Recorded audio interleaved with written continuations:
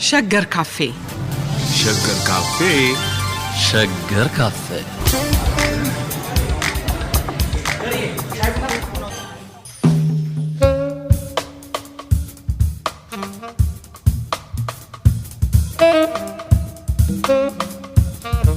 የ66 አብዮትን 50ኛ ዓመት በሚመለከት በዶክተር ሽመልስ ቦንሳ የቀረበውን ቢዮንድ ባይነሪስ ዘ ቶክሲክ ሚክስ ኦፍ ሂስትሪ ናሬቲቭ ኤንድ ፖለቲክስ የሚለውን ጽሑፍ ዛሬ ወደ ሸገር ካፌ ይዘነው መጥተናል። ዶክተር ሽመልስ ቦንሳ በኒውዮርክ በስቶኒ ብሩክ ዩኒቨርሲቲ መምህር ነው። ለሸገር ካፌ አዲስ አይደለም። አብሮን ዶክተር ዮናስ አሽኔ አለ ከኛ ጋር። ለሁለታችሁም እንኳን ደህና መጣችሁ። ስለመጣችሁ በጣም አመሰግናለሁ። እኛም እናመሰግናለን።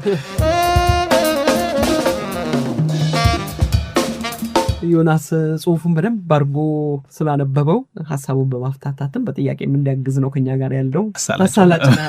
በጣም አመሰግናለሁ። ሽመልስ ጽሑፍ ላይ ስትጀምር ኮቫዲስ ኢትዮጵያ ብለህ ትጀምራለህ ጽሑፍን። ኢትዮጵያ ወዴት እየሄደች ነው እንደማለት ነው አይደለ? በዚህ ጥያቄ ተነስተህ የ50 ዓመቱን የለውጥ ጉዞ የመመርመርን አስፈላጊነት፣ ለዚህም የታሪክ ምርመራ አካሄዱ አዲስ የምርመራ ስነ ዘዴ መከተል እንደሚገባው ትገልጻለህ። ገብቶኝ ከሆነ የእስከዛሬው ምሁራዊ ትንተና ቀውስ ውስጥ ነው እያልከን መሰለኝ። ይህን ሀሳብ መጀመሪያ ያስፋፋብን፣ እንደገና ደግሞ እንደ መግቢያውን የጽሑፍንም ታቀርብልን በጣም ደስ ይለኛል። እሺ መዓዛ፣ በጣም ነው የማመሰግነው። ዮናስንም አመሰግናለሁ። ከተወሰኑ ዓመታት በኋላ መሰለኝ ተጣጥቼ ነበር፣ ግን ያው የሸገር ፕሮግራሞችን እያንዳንዳቸውን እከታተላለሁ። ይህንን ጽሑፍ በተመለከተ በ2024 50ኛው የኢትዮጵያ ቤት ሲከበር ያንን አጋጣሚ በመጠቀም ነው ለመጻፍ ያሰብኩት። ምንድነው ከ50 ዓመት በኋላ አብዮቱ ወይም በአብዮቱ ያሳለፍነው ህይወት ቆም ብለን ማየት የሚገባን ጊዜ ነው። 50 ዓመት ያለፈውን ዘመን እንደገና አይተን ምን አልመን ነበር፣ ምን አተረፍን፣ ምንስ አጣን የሚል አይነት ጥያቄዎችን መጠየቅ የሚገባን ጊዜ ነው በሚል ነው ይህንን ሀሳብ ያመጣሁት። ሌላኛው ከዛ ተከትሎ የሚመጣው ሀሳብ ምንድን ነው? በአሁኑ ጊዜ በተለይ ባለፉት 30 ዓመታት ያሳለፍናቸው የፖለቲካ ህይወቶች፣ ልምምዶቻችን ምን ያህል በሞራዊ ልምምዶቻችን የተቀረጹ የተቃኙ እንደሆነ የማሳየት ስራ ነው። ብዙ ጊዜ የፖለቲካ ፕሮብለሞቻችን ወይ ችግሮቻችን የሞራዊ ትንተና ችግሮቻችን መገለጫም ናቸው ብዬ ነው የማስበው እና የኢትዮጵያን የፖለቲካ ችግሮች ለመረዳት መጀመሪያ የፖለቲካዎቻችንን የተነተንባቸው ያየነባቸው መንገዶች እንደገና መታየት አለባቸው ነው የሚለው። ስለዚህ ሁለቱን በማገናኘት ነው ለምንድን ነው ይህን አይነት የፖለቲካ ችግር ውስጥ የምንመላለሰው? ምናልባት ምክንያቶቹ መሬት ላይ ያሉ መዋቅራዊ የሆኑ ችግሮች አሉ ተንከባለው የመጡ።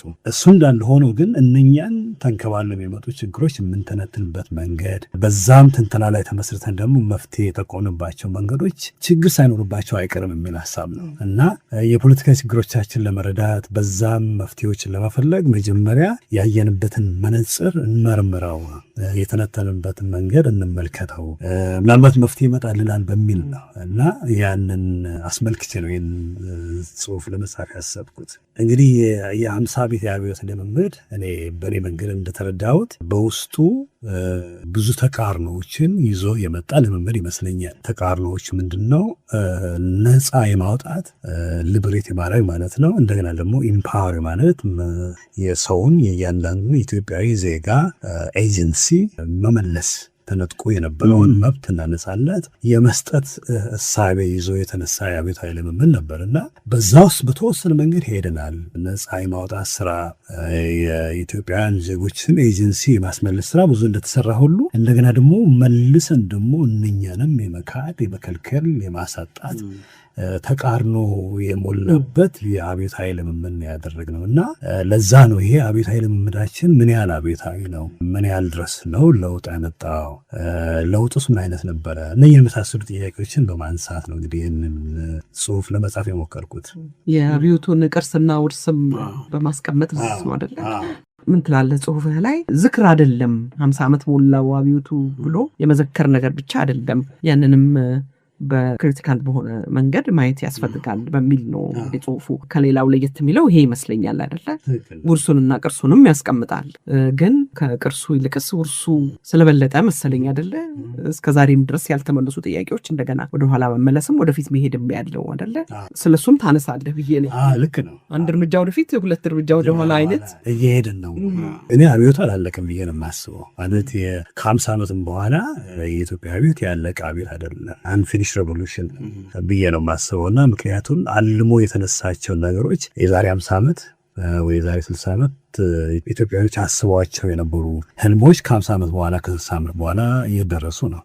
የት ተመለሱ ወይስ አልተመለሱም ነው። ስለዚህ በዛ አብዮት ጉዞ ውስጥ ገና ያላለቀ የአብዮት ጉዞ ውስጥ ነው ያለ ነው። የተጀመረው አብዮት አላለቀም የሚል እሳቤ ነው ማለት ነው ላይ እያሰብክ ያለሁት። እና 50 ዓመት ወይ 60 ዓመት በኋላ መልሰን ቆም ብለን ስናስበው በመዘከር መንፈስ ሳይሆን ክሪቲካሊ አይደለ? ክሪቲካሊ ጠለቅ ብለን በመተንትን በዛ ትንተና ላይ ተመስርተን ደግሞ አማራጭ መንገዶችን በመፈለግ ላይ ያተኮረ ስራ ነው የሚያስፈልገን። ሜሞሪያላይዝ ወይ የመዘከር ስራ አይደለም። ሪፍሌክሽንም ብቻ አይደለም። ሪፍሌክሽን የምንለው ማሰብ አይደለም። ይሄ ከዛ በላይ መሄድ አለብን ነው። ምንድነው የምርመራ ነገር ነው። ሬከን ማድረግ አለብን ነው። ሬከኒንግ አይነት ነገር ነው። እና ከዚህ አይነት ሬከኒንግ በአማርኛ እንግዲህ ምንድነው የምንለው? ከዛ አይነት ሬከኒንግ ወይም ጠለቅ ያለ ራስን በዛ ውስጥ አስገብቶ ከሚመጣ ትንተና የሚወጣ መፍትሄ ይኖራል የሚል ነው። እና ብዙ ጊዜ ለምሳሌ በአብዮት ውስጥ የነበሩ ሰዎች በዛን ጊዜ የነበራቸውን ልምምድ፣ የወሰኗቸውን ውሳኔዎች፣ የታገሉባቸውን መንገዶች፣ የኢትዮጵያ ችግር የመረመሩባቸው መንገዶችን ቆም ብለው መለስ ብለው ኃላፊነቱን ወስደው ሲናገሩ ብዙ ጊዜ አናይም አይደል? ጥፋትም አጠፍተው ከሆነ አጥፍተን ነበረ፣ በዚህ መንገድ አይተን ተሳስተን ነበረ፣ በዚህ መንገድ አልመን እንዳሰብነው አልሆነም ነበር የሚል አይነት ክሪቲካል የሆነ ኢንተርፕሬቴሽን ከሪፍሌክሽን በላይ የሆነ ትንተና ያስፈልጋል የሚል ነው የኔ ሀሳብ። እና ይቺ 50 ዓመት ወይ 60 ዓመት ከአብዮቱ በኋላ ያለችው ጊዜ በጣም ወሳኝ ጊዜ ናት ብዬ ነው የማስበው። እና በሌሎችም ሀገሮች የነበሩ ልምዶች ናቸው። ቆም ማለት ከዛ የመተንተን በዚህ የመተንተን ስራ ውስጥ ሞራዊ ብቻ ሳይሆን የሞራል ሬከኒንግ ያስፈልጋል። የሞራል ወይም ኢንተሌክቹዋል የምንለው ስራ ብቻ አይደለም። ሞራል የሚለው ኤሌመንትን በጣም ቁልፍ ሀሳብ ነው ብዬ ነው የማስበው። ምክንያቱም በዚህ የአብዮት ልምዶች ውስጥ ብዙ የተሄድንባቸው ነገሮች አሉ። ለምሳሌ የህይወት መጥፋት አለ፣ የብዙ ሰዎች መጎሳቆል አለ እና ብዙ መከራዎችን ያለፈ የአብዮት ኃይል የምንለው እና ሞራል የምንለውን ሀሳብ አስወጥቶ የሚደረግ ሞራል ትንተና ብዙ ጊዜ ወደ መፍትሄ ይመራናል ብዬ አላስብም። ስለዚህ ያንን የሞራል ኤሌመንት የጨመረ ክሪቲካል የሆነ ትንተና ያስፈልጋል የሚል እይታ ይዞ የተጻፈ ጽሁፍ ነው። ዮናፍ በጣም ቆንጆ ሽሜ። እንግዲህ የስነ ትምህርቱን አይደለ የማሰቢያ ኤፒስቲሞሎጂ የምንለውን አይደለ እሱ እንግዲህ እሱንም የሰራው ፖለቲካው ነው። ቀድሞ የኢትዮጵያ ዘመናዊ ፖለቲካ ሽግግር ውስጥ ሂደት ውስጥ ትምህርት ከፍተኛ ትምህርት ያስፈልጋል፣ ዘመናዊ ትምህርት ያስፈልጋል ብሎ የሰራው ራሱን ወደ ሆነ ቦታ ለመውሰድ የሚፈልግ የሆነ ፖለቲካ ስርዓት ወይም ቤተ መንግስት ነበር። እንግዲህ መልሶ ነው ትምህርቱ ደግሞ መልሶ ሌላ አይነት ፖለቲካ ያደርገዋል ነው የምትለው አይደለ? የማጥኛ የመተንተኛ የኤፒስቲሞሎጂ የምለው የስነ ትምህርት ጉዳዩ የስነ ዘዴው ራሱ የፈጠረው ሁኔታ ሪያሊቲ፣ የፖለቲካ ሁኔታ፣ የታሪክ ሁኔታ፣ የትርክት ሁኔታዎች አሉ፣ ትርክቶች አሉ። እነዚህን ቀጥታ ፖለቲካ ወይም ትርክቱን ታሪኩን ከማከም ማሰቢያ መሳሪያዎቹን እንመርምር የሚል ግብዣ ነው ይዘህልን የመጣ። እሱ ላይም ትንሽ ምን ማለት ናቸው እነዚህ ማሰቢያ መሳሪያዎች ምንድን ናቸው? እንዴት ነው ልንመረምራ? ወደዛ ወደ እነሱ ዘመን ሄደን ነው የምንመረምረው ወይስ እዚህ ውርሱን ነው የምንመረምረው? ከ50 ዓመት በኋላ ያለንን ሁኔታዎች፣ ትርክቶችና ታሪኮች ፖለቲካውን ነው የምንመረምረው? ይዘውን የምናይበት መነጽርን ነው የምናወልቀው? ማውለቅስ እንችላለን ወይ የሚለው ጥያቄ በጣም ከባድ ፕሮጀክት ነው። ምን ማለት ነው መነጽራችንን እናውልቃቸው ስንል ወዴት ነው የምናየው? እንዴት ነው የምናየው የሚለው መሳሪያዎቹን ከጣልናቸው በጣልነው መሳሪያና በአዲሱ መሳሪያ መካከል ያለው ሁኔታ ውስጥ እንድንገባ እየጋበዝከን ነው። እና ምን ማለት ናቸው እነሱ ላይ ትንሽ እንትን ብትል። በጣም ጥሩ ጥያቄ ነው። የኔ እይታ ምን ይመስላል? እንደ መልስ አይደለም የእይታ አሁን እዚህ ውስጥ ቁልፍ ጥያቄ ያለው አሁን ያነሳውን ኤፒስቲሞሎጂ የሚባለው ነገር ነው። እና ኤፒስቲሞሎጂ ማለት ያወቅነውን ማወቅ። እንዴት አወቅ ነው? በምንድን ነው ያወቅ ነው? how do we know what we know? ማለት ነው። እና ያወቅነውን እውቀት የምንለውን የማወቅ ስራ እንዴት ነው ያወቅነው ማለት ምን ማለት ነው? ይሄ አንድን ነገር ለምሳሌ የኢትዮጵያን ጉዳዮች የኢትዮጵያን ታሪክ ሊሆን ይችላል፣ የኢትዮጵያን አሁን ያለችበትን ሁኔታ ሊሆን ይችላል። ለማወቅ የተጠቀምባቸው መንገዶች ምንድን ናቸው? እነኚህ የማወቂያ መሳሪያዎች የመተንተኛ መሳሪያዎች ከራሳችን ህይወት የተቀዱ መመርመሪያ መሳሪያዎች ናቸው ወይስ ከሌሎች ቦታዎች የተዋስ ናቸው? በሌሎች ታሪክ ላይ ተመስርተው በሌሎች ባህል ላይ ተመስርተው የተሰሩ የእውቀት መመርመሪያ መሳሪያዎችን ነው ለሌላ በጣም መሰረታዊ የሆነ ልዩነት ላለው ባህል ታሪክ ላለው ማህበረሰብ እያዋልናቸው ነው ወይ የሚል ጥያቄ ነው። እና ቁልፍ ጥያቄ ልክ ነው እንዳልከው ኤፒስቴሞሎጂ ነው። እዚህ ውስጥ የምናውቀው እውቀት እንዴት ነው የምናውቀው ነው። ኢትዮጵያን የተነተንበት መንገድ የማመሳሪያ በምን መሳሪያ ነው? የማመሳሪያ ነው የኛ ነው ወይ ነው? ቅድምም እዚህ ከመግባታችን በፊት ስናወራ በጣም ውስብስብ የሆነው ህይወታችን በጣም የተጋመደው ንብርብር የሆነ ህይወታችንን የሚያንጸባርቁ የሚያሳዩ ፖለቲካዎችን አልሰራንም ወይም ደግሞ የመተንተኛ መሳሪያዎችን አልፈጠርንም። መፍትሄውም ሊሆን የሚችለው ምንድነው? ያንን ውስብስብ የተጋመደን ንብርብር የሆነ ታሪክና ህይወት ሊያስረዱ የሚችሉ የመተንተኛ መሳሪያዎችና በዛ ላይ የሚገነባ የፖለቲካ ስርዓት ነው መምጣት ያለበት ነው። ያን አሁን ያልከውን ጥያቄ ትንሽ ሰፋ ለማድረግ ምንድነው 3 ተከታታይ ነገሮችን ነው የማየው። አንደኛ የኢትዮጵያ የፖለቲካ ችግሮች ከየት መጡ? እኔ አሁን ያየሁበት አንዱም ብቻ ነው ማየው። የኢትዮጵያ የፖለቲካ ችግሮች በአንድ በኩል የኢትዮጵያ የሞራዊ ችግሮች መገለጫ ናቸው። የኢትዮጵያ ፖለቲካል ክራይሲስ የምንለው የኢንተሌክቹዋል ክራይሲሱ መገለጫ ነው። ውጤቱን ነው መገለጫ ሪፍሌክት ማድረግ ብቻ ሳይሆን የዛም የእጅ ስራ ውጤት ነው ብዬ ነው ማሰብ በአንድ በኩል። ያ ማለት ደግሞ ምንድነው? የኢትዮጵያ የመተንተኛ መሳሪያ የሞራዊ መተንተኛ መሳሪያ ራሱ ችግር አለው። ፖለቲካው ብቻ አይደለም። በኢትዮጵያ የኢንተሌክቹዋል የሞራዊ ስራ ችግር ምክንያት ችግር ውስጥ የገባ የኢትዮጵያ ሞራዊ ትንተና ስራም ራሱ ችግር አለው። ያ ምንድነው? ከየት አፈጣጠሩ ማለት ነው። ዘመናዊ የኢትዮጵያ የእውቀት ስራ ታሪክን የመመርመር ሊሆን ይችላል።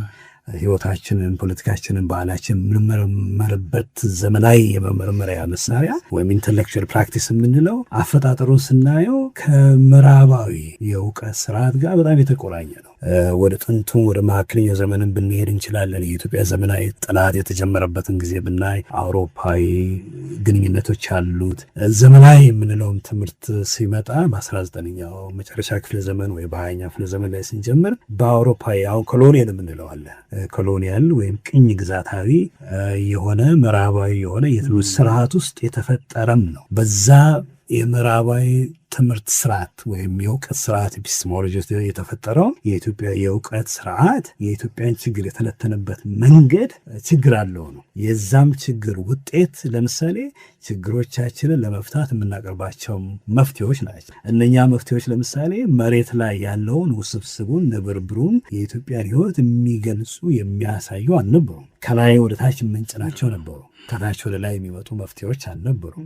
ስለዚህ የተያያዘ ነገር ነው። በአንድ በኩል የፖለቲካ ችግር አለ። ያ የፖለቲካ ችግር በኢንተሌክቹዋል ሞራዊ የመመርመሪያ መሳሪያ ችግሮች ውስጥ የተቀበሩ ናቸው።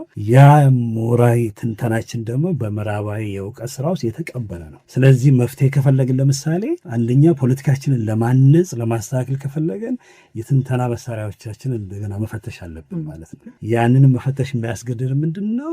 ዝርያው ችግር ስላለው ነው። ያፈጣጠሩ ታሪክ የጂኒኦሎጂ የምንለው ችግር አለው ማለት ነው። ከኛ ህይወት የተቀዳ ሳይሆን በሌላ ማህበረሰብ በተፈጠረ የትንተና መሳሪያ ላይ የተቀበረ ወይም የተመሰረተ የትንተና ስራ ስላለን ነው። ስለዚህ ይሄ ቅድም የምናውቀውን ነገር እውቀት ማወቅ እንዴት እናውቃለን የሚለው ጥያቄ በጣም ቁልፍ ነው። how do we know what we know የሚለው ኤፒስቴሞሎጂ የእውቀት ጥያቄ በጣም መሰረታዊ ጥያቄ ነው ማለት ነው። ያንን ሳንፈታ ከኢትዮጵያ የሞራዊ ማህበረሰብ መፍትሄዎች መፈለግ በጣም ችግር ይሆናል ማለት ነው። ስለዚህ እይታችንን ማስተካከል አለብን።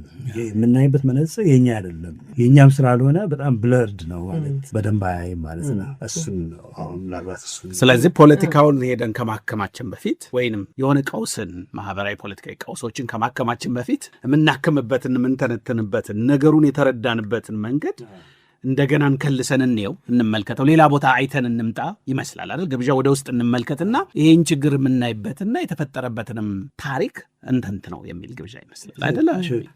ምናልባት እንግዲህ አሁን ለምሳሌ ፖለቲካው የሚመራበትን ርዕዮተ ዓለም እንደው ቀለል አድርገን እንዲገባን አድርገን ብናየው ብዬ ነው። ፖለቲካው የተመራበትን ርዕዮተ ዓለም ራሱ ከየት መጣ ነው እንዴት መጣ የሚለውንም ጥያቄ ማለት ነው አይደል? ትክክል ነው። ያንን አሁን እንደ መፍትሄ የወሰንነው የርዕዮተ ዓለም አማራጭ የዛሬ 60 ዓመት አካባቢ ማለት ነው እንዴት ራሱ እንደተመረጠ እንዴት እንደ መፍትሄ እንደተወሰደ እሱን ነገር ሁሉ ጠለቅ ብለን መረዳት ይኖርብናል። ባለፉት ጊዜ ከአንድ የስራ ባልደረባዬ ጋር ስናወራ ይሄ ማርክሲስት የሚባለው አማራጭ መተንተኛ መሳሪያ ወደ ኢትዮጵያ የገባበትን ለኢትዮጵያ መፍትሄ ተደርጎ የተወሰደበትን ታሪክ በደንብ አድርገን መረዳት ያስፈልገናል የሚል አስተያየት አቅርቦ ነበር እና እዚህ ውስጥም አንድ ዓለም አቀፋዊ ታሪክም ስላለው ማርክሲስት ሌኒኒስት የሚለው የትንተና መሳሪያ በጊዜው በነበረው የርዕዮተ ዓለም ትግል በዓለም አቀፋዊ በነበረው የርዕዮተ ዓለም ትግል ውስጥ ትልቅ ቁልፍ ቦታ ስለነበረ ምናልባት ወደ አፍሪካ አይመጣም ማለት ወደ ኢትዮጵያ አይመጣም ማለት አይቻልም። ብዙ ሙከራዎች በሌሎች አካባቢዎች ተደርጓል። ለምሳሌ ታንዛኒያ የኔሬሬ እንደ አማራጭ ሶሻሊዝም የታንዛኒያን ሶሻሊዝም የሚል መፍትሄ አምጥቶ የኡጃማ በዛ መሰረት የታንዛኒያን ሶሳይቲ እንደገና ለማዋቀር ሙከራ አድርጎ ነበረ። የሶሻል ኢንጂነሪንግ የሚባለው አይነት ማህበረሰብ በአዲስ መንገድ መስራት፣ በአዲስ ሀሳብ ላይ ማዋቀር የሚል ሙከራ አድርጎ ነበረ። በዛ የሙከራ ስራ ውስጥም አንድ ያደረገው ነገር ምንድን ነው? የሰይሙ ስያሜ ራሱ ኢንትረስቲንግ ነው። የታንዛኒያን ሶሻሊዝም ነው ወይም አፍሪካን ሶሻሊዝም የሚባል ነገር አለ። ምንድን ነው አፍሪካን ሶሻሊዝም? በአንድ በኩል ሶሻሊዝም ዩኒቨርሳል የርዕዮተ ዓለም ነው፣ በሌላ በኩል ደግሞ አፍሪካን የምትባል ነገር ተጨምራበታለች። ምንድን ነው ያቺ ይሄን ዓለም አቀፋዊ የሆነ የርዕዮተ ዓለም አፍሪካዊ ለማድረግ ወይም ደግሞ ታንዛኒያዊ ለማድረግ በታንዛኒያዊ መንገድ ለመቃኘት ሙከራ የተደረገበት ጊዜ ነበረ በኔሬሬ እና ኢትዮጵያ ውስጥም እንደዛ አልተደረገም ማለት አይደለም። ለምሳሌ ኢትዮጵያ ትቅደም የሚለው ልክ ኢትዮጵያ ሶሻሊዝም እንደማለት ነው እና እንደዚህ አይነት ሙከራዎች ይደረጉ ነበረ። ግን እነኛ አይነት ሙከራዎች እነኛ አይነት ትንተናዎች ምን ያህል ኢትዮጵያዊ መሰረት ላይ ተገንብተዋል ነው በኢትዮጵያ ታሪክ ላይ ጥያቄዎች ላይ ተመስርተው የተፈጠሩ ወይም ግራውንድድ የምንላቸው መሬት የረገጡ የርዕዮተ ዓለም አማራጮች ናቸው ወይ የሚለው ጥያቄ ነው እዚህ ላይ ሊመጣ የሚገባ። ሙግትስ አልገጠመውም ወይ? ከዛው የርዕዮተ ዓለም የኔ ገዢ ነው ካለው ይሄ ሙግት አልመጣም ወይ? ምክንያቱም ሳይንሳዊ ሶሻሊዝም ወደሚለው ደግሞ እንሄዳለን። በራጅ ከላሽ ስለዚህ እዛም ውስጥ ፍጭት ነበረ ማለት ነው። አላሸነፈም ማለት ነው ኢትዮጵያዊ ሶሻሊዝም። ትክክል ነው በጣም እንዳውም በኢትዮጵያ ማርክሲስት ልምምድ ውስጥ የተሰራ አንድ ስራ አንብቤ ነበር እና እዛ ስራ ላይ በተለይ በሶስተኛው ዓለም በሚባለው ዓለም ውስጥ አፍሪካ ለምሳሌ በተደረጉ የማርክሲስት ሌኒኒስት የርዕዮተ ዓለም ልምምዶች ውስጥ ቁልፍ የሆነ ውይይት አይደለም ርዕዮተ ዓለሙን በመተንተን በኩል ቁልፍ ሚና ከተጫወቱ አካባቢዎች አንዱ የኢትዮጵያ የተማሪዎች እንቅስቃሴ ነበር ይላል። ይሄ ዝም ብሎ ከሌላው ዓለም የሚመጣው ርዕዮተ ዓለም እንዳለ ይቀበላል የሚል እሳቤ አለ በምዕራቡ ዓለም። ምክንያቱም የምዕራቡ ዓለምን በሁለት ነው የሚከፍለው። በአንድ በኩል ማይንድ የሚለው ቦታ ጭንቅላት የሚለው ቦታ አለ። ያ ጭንቅላት የሚባል ቦታ ሰሜን ነው፣ ምዕራቡ ዓለም ነው። ያ ጭንቅላት ይፈጥራል፣ ያስባል፣ አዳዲስ እይታዎችን ለዓለም ያስረክባል። ሌላው አካባቢ ከምዕራቡ ዓለም ውጭ ያለው ደግሞ ምንድነው? ይሄ ቦዲ ነው፣ ሰውነት ነው፣ ይቀበላል ነው፣ ኮንሱመር ነው እና ከቻለ እሱም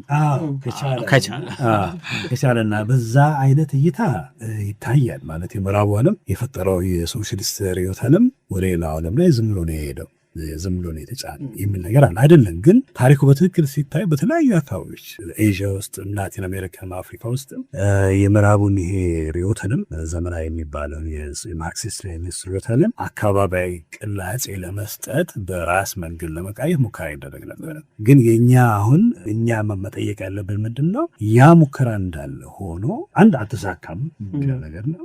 ሁለት ደግሞ ራሱ ኢትዮጵያዊ ለማድረግ አፍሪካዊ ለማድረግ ወይም ኤዥያዊ ለማድረግ ይደረግ የነበረው ሙከራ ምን ያህል ሄዷል? ወይም ደግሞ ከዛ አለፍ ካለ ምንድን ነው የሚሆነው? በራሳችን መንገድስ በራሳችን እይታስ የራሳችን ትወራል አይደለ?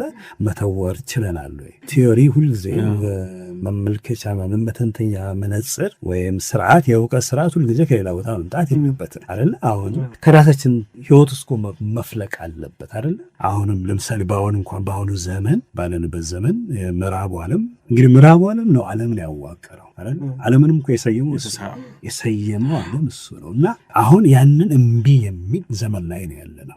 ዓለም በአዲስ መንገድ መሰራት አለበት የሚል ጊዜ ላይ ነው ያለነው። እና ምናልባት ወደፊት አዲስ ዓለም ሊመጣ ይችላል። ያ የሚመጣው አዲስ ዓለም ምናልባት ሁላችንም ነፃ ሊያወጣ የሚችል ዓለም ሊሆን ይችላል። ግን በዛ አዲስን ዓለም በማዋቀር ስራ ውስጥ በ60ዎቹ ኢትዮጵያ ሊሆን ይችላል፣ አሁን ባለችው ኢትዮጵያ ሊሆን ይችላል፣ አፍሪካ ሊሆን ይችላል። በዛ ውስጥ የእኛ ሚና ምን መሆን አለበት? ተመልካች ነን ወይስ በራሳችን ህይወት ላይ ተመስርተ ለራሳችን የሚያዋጣ እይታ መፍጠር እንችላለን ወይ ዝግጁ ነን ወይ የሚለው ነገር ነው። እና ቀደም እንዳልኩት ማርክሲስት ሌኒኒዝም ኢትዮጵያ ውስጥ የገባበት መንገድ መተንተኛ መነጽር ሆኖ የታየበት መንገድ ፕሮብለም አለው፣ ችግር አለው።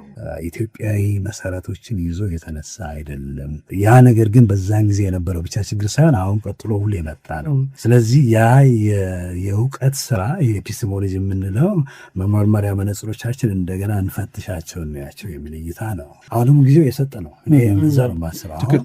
ዓለም የመናጋት ጊዜ ውስጥ ያ መናጋት ለሌሎቹ ቀውስ ሊሆኑ ይችላል። በተለይ ለምዕራቡ ዓለም ቀውስ ነው። ምክንያቱም በእነሱ መንገድ የፈጠሩት ዓለም እንደ አዲስ እየተጠየቀ ነው ያለ እና ምናልባት በዚህ አጋጣሚ ይህ አዲስ እይታዎችን መፍጠር የሚችልበት እድል ሊኖረን ይችላል። ክፍተቶች ይኖራሉ።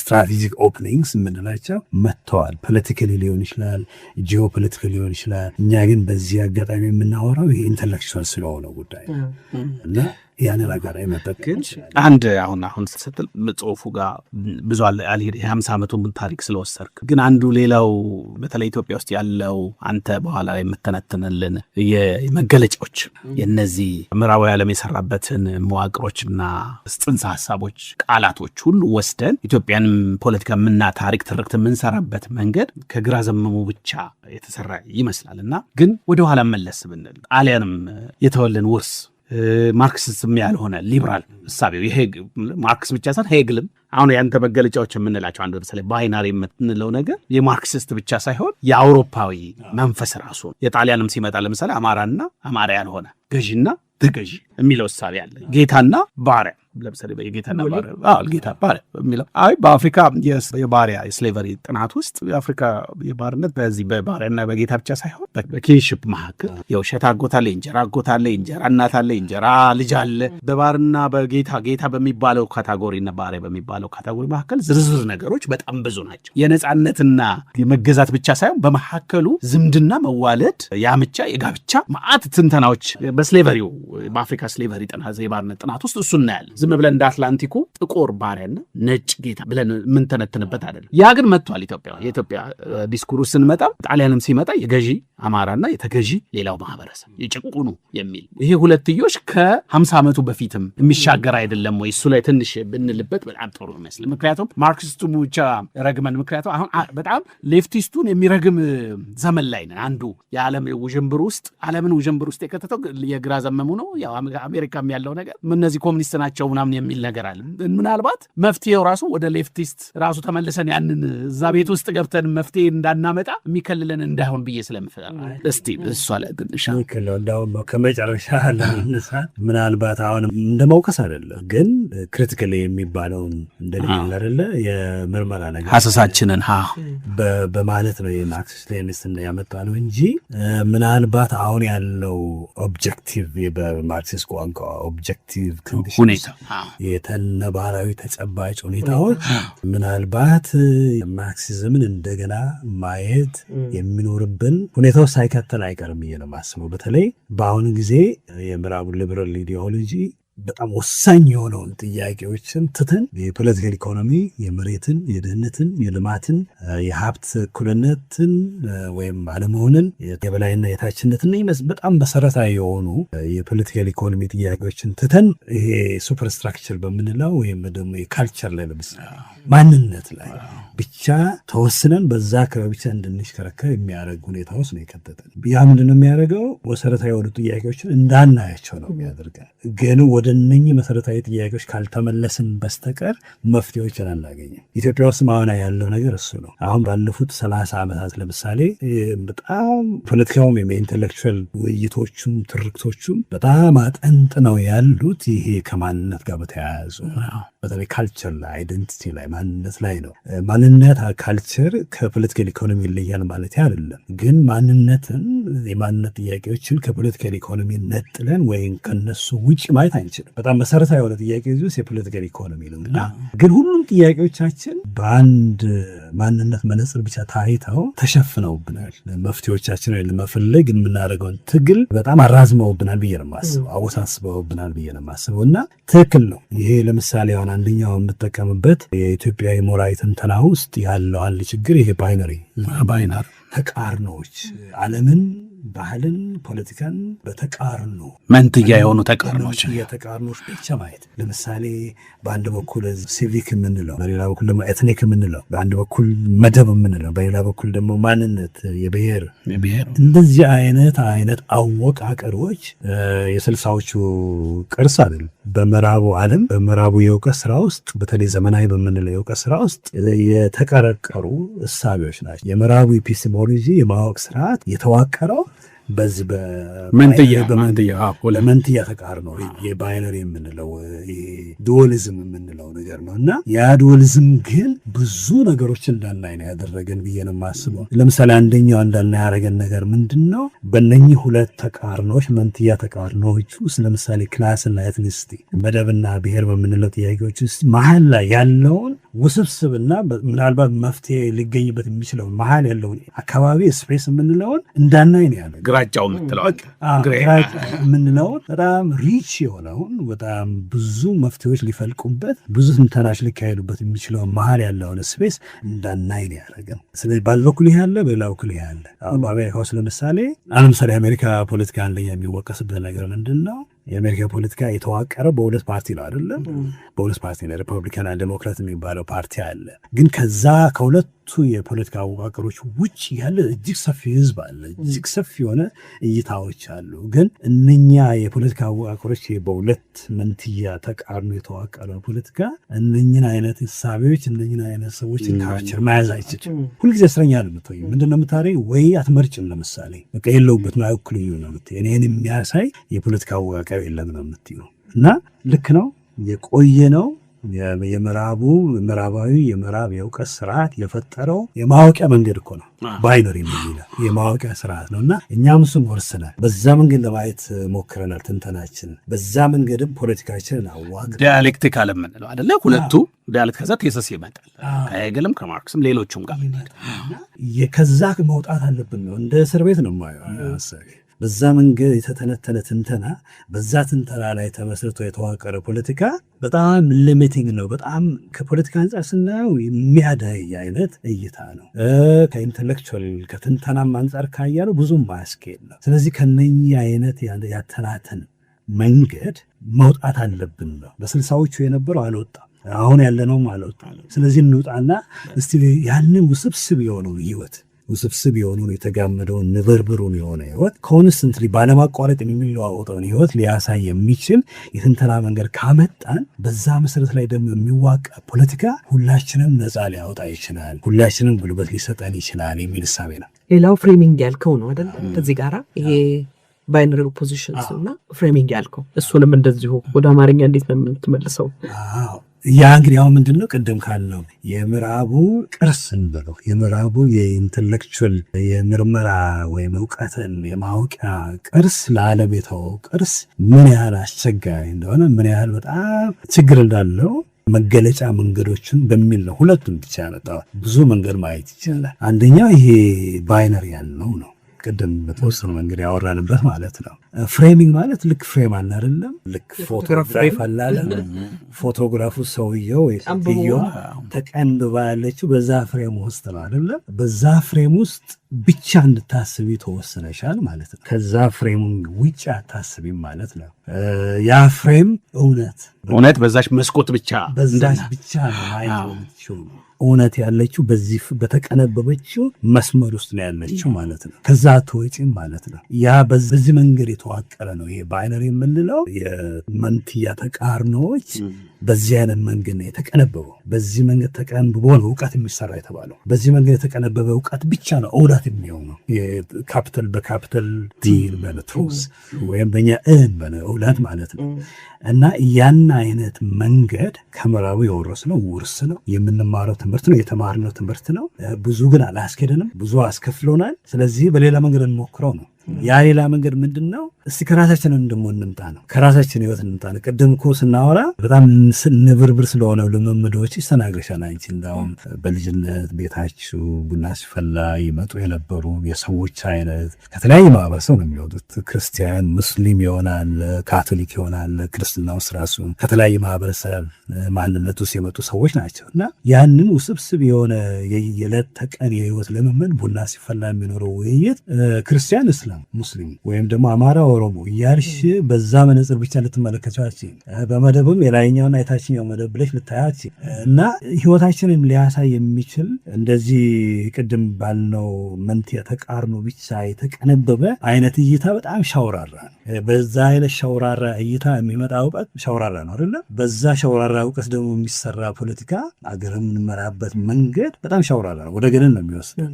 ስለዚህ ከዛ እንውጣ ነው እና ለዛ ነው ባይነሪ ስንል ቅድም መንትያ ተቃርኖ ብዬ 3 ነገሮች የመረጥኩት አሁን ያለንበት ሁኔታ በጣም ስለሚያሳይ እንጂ ከዚህ በፊትም ብዙ። ስለዚህ ኤፒስቲሞሎጂ ብለን የጀመርነው ስለዚህ ኦንቶሎጂ ሆኗል እያልክ አትሊስት በፖለቲካ በታሪክ ውስጥ ሰው ፈጥሯል፣ ፓርቲ ፈጥሯል፣ ቤተመንግስት ሰርቷል፣ ድርጅት ሰርቷል። ይሄ እኛ የተማርንበት ያስተማርንበት የምናስብበት መጽሐፍ የተጻፉበት እውቀት የተውሶ እውቀት ብቻ ሆኖ አይደለም።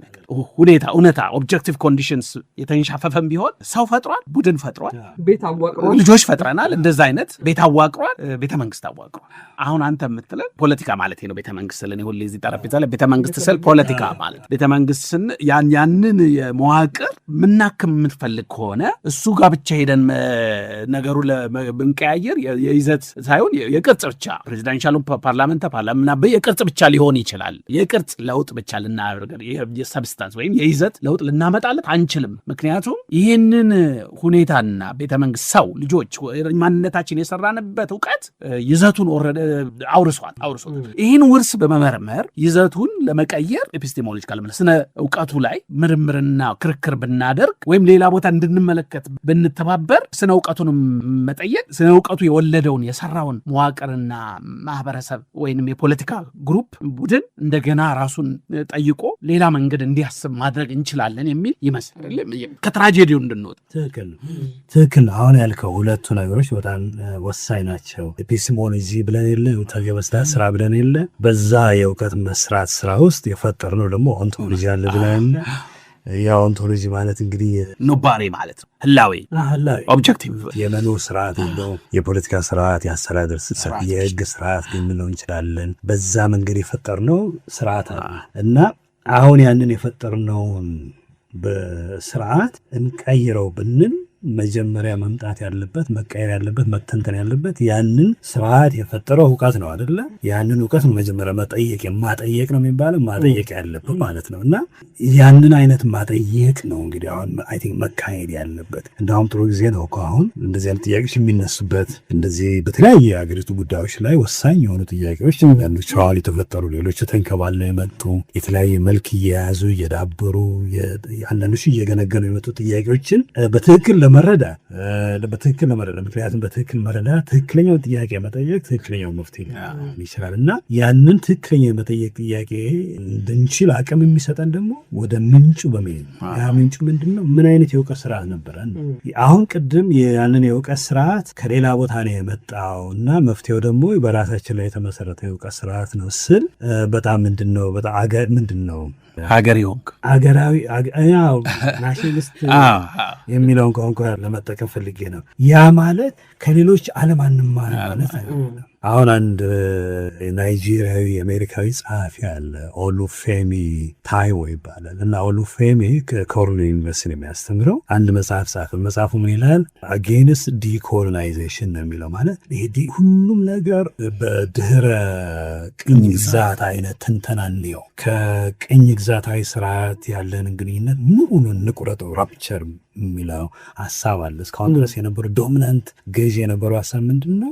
ሁሉም ነገሮች ከቅኝ ግዛት ጋር የተያያዙ ስለሆነ ከነኛ ነገሮች ነፃ ለመውጣት የምንችለው ድህረ ቅኝ ግዛት የሆነ ከቅኝ የተላቀቀ የራሳችን የሆነ ዓለማዊ እይታ ሲኖረን፣ ሀገራዊ እይታ ሲኖረን፣ በዛ ላይ የምንሰራው ስርዓት ሲኖረን የሚል ነገር መጥቷል እና ያ ግን በጣም ችግር እንዳለው ነው የሚያሳየው። ብዙ ተቃውሞ ነበረበት። ምክንያቱም ራሳችን ሙሉ ሙሉ ልንችል፣ ሁለተኛ ደግሞ ቅኝ ግዛትን በቅኝ ግዛት ጊዜ የነበረውን ዓለምን የማየት ትንተና ምዕራባዊ የእውቀት ስርዓት ብቸኛ የእውቀት ስርዓት አድርገን ማየት ፍጹማዊ ያደረገው ማለት ነው። ከእሱ ነፃ ለመውጣት መታገል ማለት ምንድን ነው? መጀመሪያ ነገር በቃ እሱ ብቻ ነበረ ብለን ተቀብለናል ማለት ነው።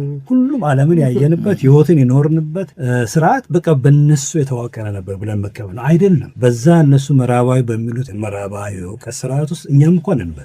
በመቀበል ብቻ ሳይሆን በመፍጠርም አለንበት እና ይሄ እንደ መፍትሄ የሚመጣው በእኛ ህይወት ላይ ተመሰረተ የምንለው የእውቀት ስርዓት፣ በዛ ላይ የሚገነባው የፖለቲካ ስርዓት ሌላ ዓለም ላይ የነበረውን ልምምድ በመተው በመቃወም ሳይሆን ምን አይነት ትምህርት እናገኝበታለን፣ ለራሳችን ሊሆኑ የሚችሉ በራሳችን መንገድ ልናያቸው የምንችላቸው ብዙ አይነት ልምዶች አሉ። እነሱንም በመተው አይደለም። እሱ ምንድን የሚለው ክሪቲካል ዩኒቨርሳሊዝም ይለዋል። ማለት ክሪቲካሊ ከሌሎችም ዓለም የምንማራቸው የምንወስዳቸው ነገሮች አሉ። ግን መጀመሪያ ግን የራሳችን ነገር መኖር አለበት ነው። የቨርናኩላር የምንለው ነገር መኖር አለበት ነው እና የስ ብዙ ነገር የፈጠረ እውቀት ነው። በዛ ብዙ ነገር በፈጠረ እውቀት ላይ ተመስርተን የገነባነው ፖለቲካ ነው። አንዳንዴ የአዙሪት ችግር ውስጥ እያስገባ ነው ያለው እና ከዛ የአዙሪት ችግር ውስጥ ለመውጣት ነው እንግዲህ ሌላ እይታ መፍጠር አለብን የምንለው። ቅድም እንዳ ሶስቱ አሁን አንደኛው መደብና ብሔር የሚለው የኢትዮጵያን የሞራዊ እና የፖለቲካዊ ትርክትና ስራ ለስንት ዓመት ነው እንግዲህ ከ60ዎቹ ጀምሮ በዛ ታጥሮ ነው ያለው። ፍሬም ተደርጎ ተቀንቦ የተደረገ ትግል ነው፣ ግድያ ነው፣ መጠፋፋትም ነው እና አስመስታይ ይሄ ነገር በቂ ነበር ማለት ሁላችንም ልክ በመደብ በብሔር በሚለው ትግል ውስጥ ብቻ ተቀንብበን መታየት እንችል ነበር። ኢትዮጵያ በዛ መንገድ ብቻ ትገለጽ ነበር። ከዛ ውጭ ያሉ መደራጃ ሀሳቦች አልነበሩ። ከዛ ውጭ የነበሩ አደረጃጀቶች አልነበሩ። ከዛ ውጭ ሊገለጹ የሚችሉ ህይወቶች አልነበሩ። መደብ እና ብሔር ብቻ ብለን ጭነን ገዢ ሀሳብ አድርገን በዛ ላይ ተመስርተን ፖለቲካችንን አዋቅረን ስንታገል ስንጋድል መጣን። መፍትሄ ያገኘን እሱ ከሆነ ጥያቄ ጋር የት ወሰድን፣ ምን አለማን፣ ምን አተረፍን፣ ምን አጣን የሚለው ጥያቄ የሚመጣ እዚህ ላይ ነው እና በቂ አይደሉም። እነኚህ እኮ ጥፋት አላቸው ብቻ ማለት አይደለም። ብዙ ጠቀሜታም ሰጥተውናል፣ ብዙ እይታዎችን ሰጥተውናል። የመደብ ጥያቄ በጣም ወሳኝ የሆነ መመርመሪያ መነጽር ነበር። የመደብ ነገር በጣም ቁልፍ ነገር ነው እና ብዙ ነገሮችን እንዳሳዩን ሁሉ ብዙ ነገሮችን ሸፍነውብናል ነው። ስለዚህ ከዛ እንውጣ ስንል እንተው ማለት አለም። ብዙ የምንወስዳቸው ሀሳቦችም አሉ፣ ብዙ ያላየናቸው መንገዶች አሉ። ሶስተኛው ስፔስ ምንለው እዛ ውስጥ ነው። እንደገና ደግሞ ይሄ አንተ ተገዳዳሪ ጽንሰ ሀሳቦች የምትላቸው ናቸው አይደል? ሶስቱንም እንደው አንድ ላይ እንድታነሳቸው ፈልጌ ነው። መደብና ብሔር አለ፣ ከዛ ደግሞ ዜግነትና ብሔርተኝነት ማለት ይቻላል፣ አህዳዊ ፌዴራላዊ። የዛሬ ጥያቄያችን እነዚህ ናቸው አይደል? ብዙ መጤም ነባር በዓለምም ደረጃ ደግሞ ማይግራንቱ አይደለ? መጤውን ባለ አገሬውንና መጤውን ከኛም ሀገር ብንሻገር ደቡብ አፍሪካን ብንሄድ አሜሪካን ብንሄድ እነዚህ ነገሮች መጤና ነባር ብሔርና መደብ እንዳልከው አህዳዊና ፌዴራላዊ አንዱ የነጻነት ነው፣ አንዱ የመጨቆኛ ነው ተደርገው ይታያል። እሱን ብልሃል። እሱ ነው የማዚ የምትለው። እሱን በደንብ አፍታታለን ብዬ ነው ሽመልስ።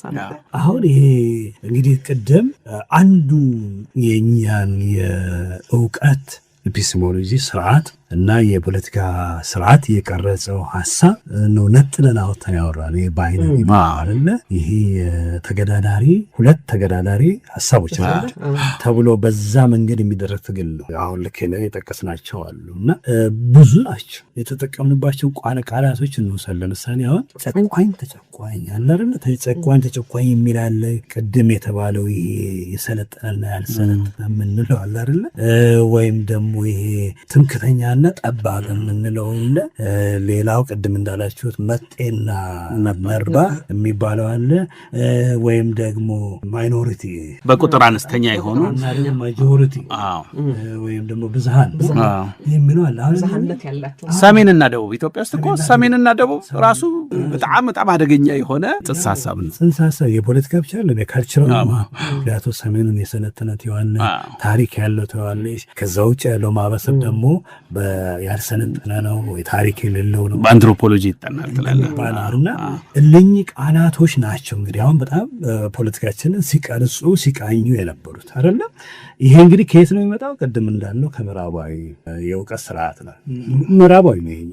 ምዕራባዊ ስለ ነው ዘመናዊ ሞደርኒስት የምንለው አይነት የምዕራቡ የኤፒስቴሞሎጂ ውስጥ ያለ እሳቤ አሰራር ነው እና እኔ ከዚህ ውስጥ ሶስቱን የመረጥኩት አሁን ያለውን ጊዜ በደንብ ያሳየናል ብዬ ነው እና አሁን ያልሻቸው ሶስቱ ነገሮች ምን ያህል ችግር እንዳለባቸው ያሳያሉ ያስባል። አሁን አንደኛው መደብና ብሔር አይደል፣ ሌላው ደግሞ የአህዳውያንና ፌዴራላውያን፣ ሶስተኛው ደግሞ የሲቪክ እና ኤትኒክ ብሔረተኛ የአንድነት ምንድነው የሲቪክ ዜግነትና የሲቪክ ዜግነት የዜግነት ኢትዮጵያዊነትና የብሔር ዜግነት ማታገያ መሳሪያ ሆነው አገልግለዋል።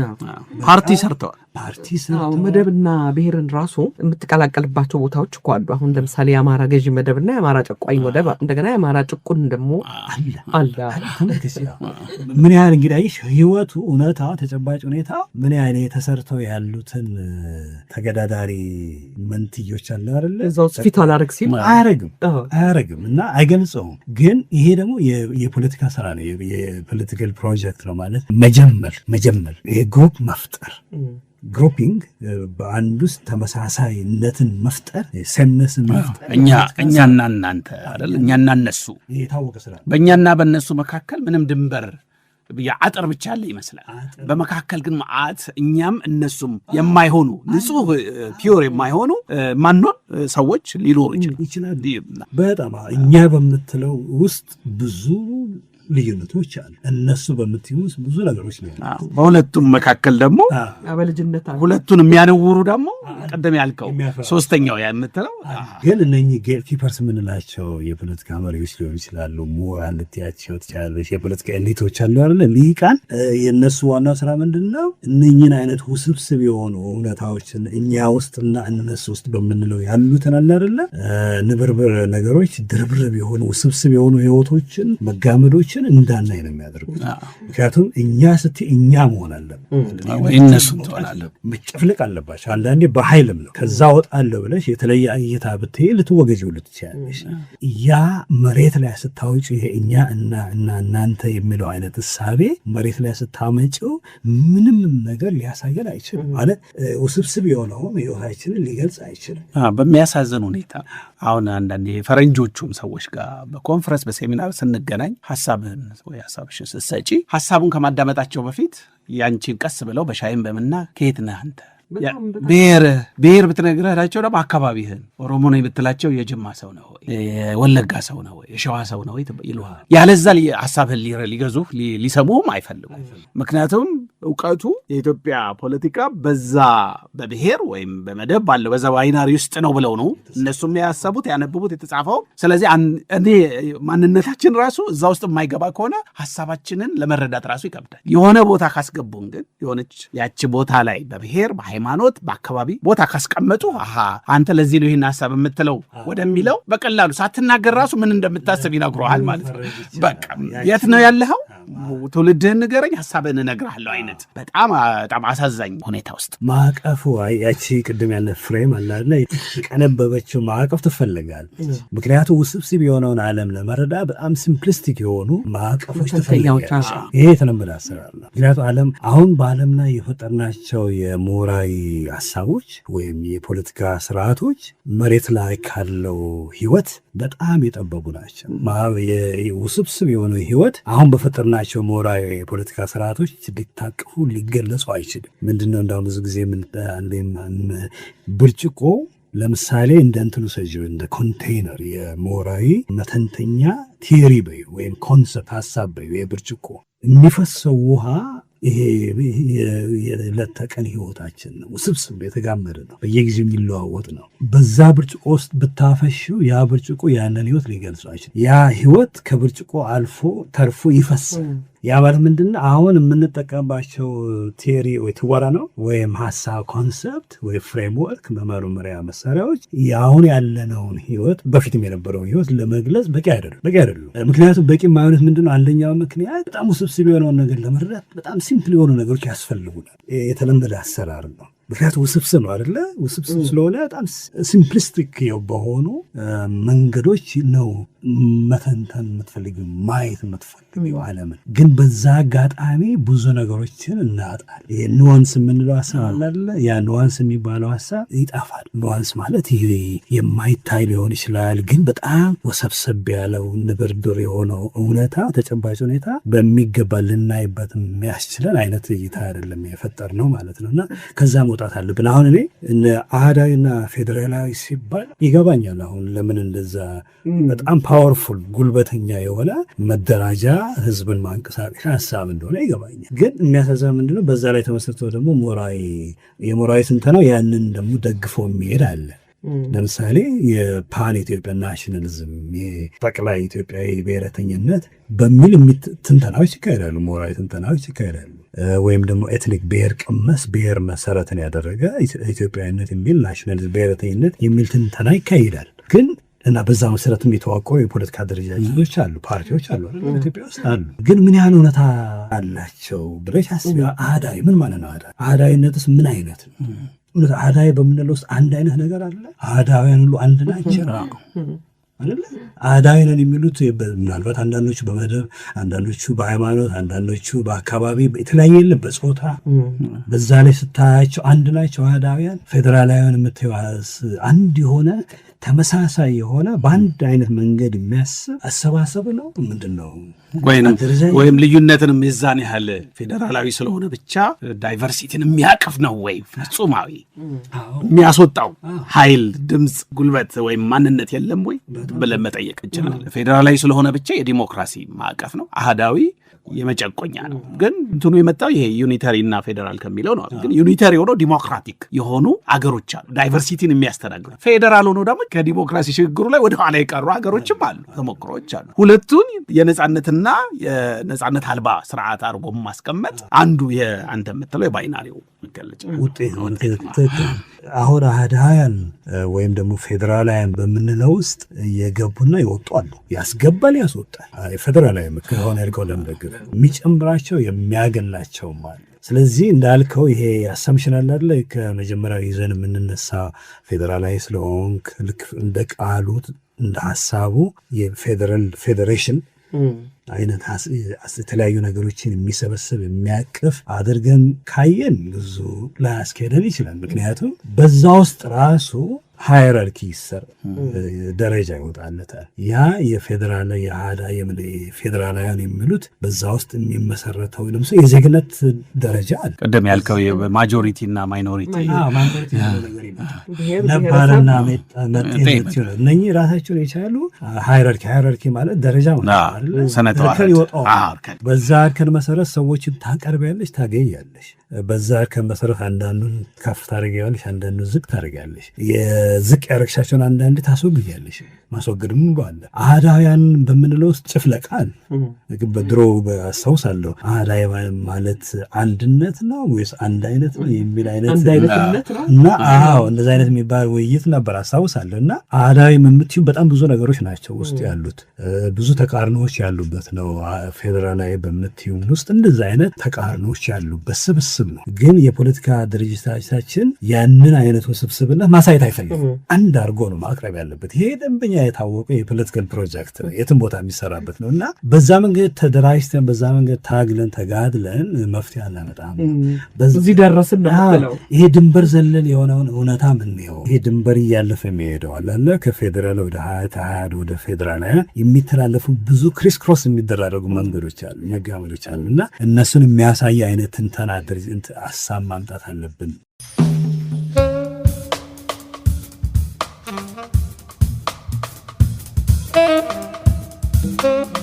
አድማጮቻችን ከዶክተር ሽመልስ ቦንሳና ከዶክተር ዮናስ አሸኔ ጋር የተደረገው ውይይት በዚህ አያበቃም። ሳምንት ሁለተኛውን ክፍል ይዘንላችሁ እንቀርባለን። ለዛሬ የተዘጋጀው እዚህ ላይ ያበቃል።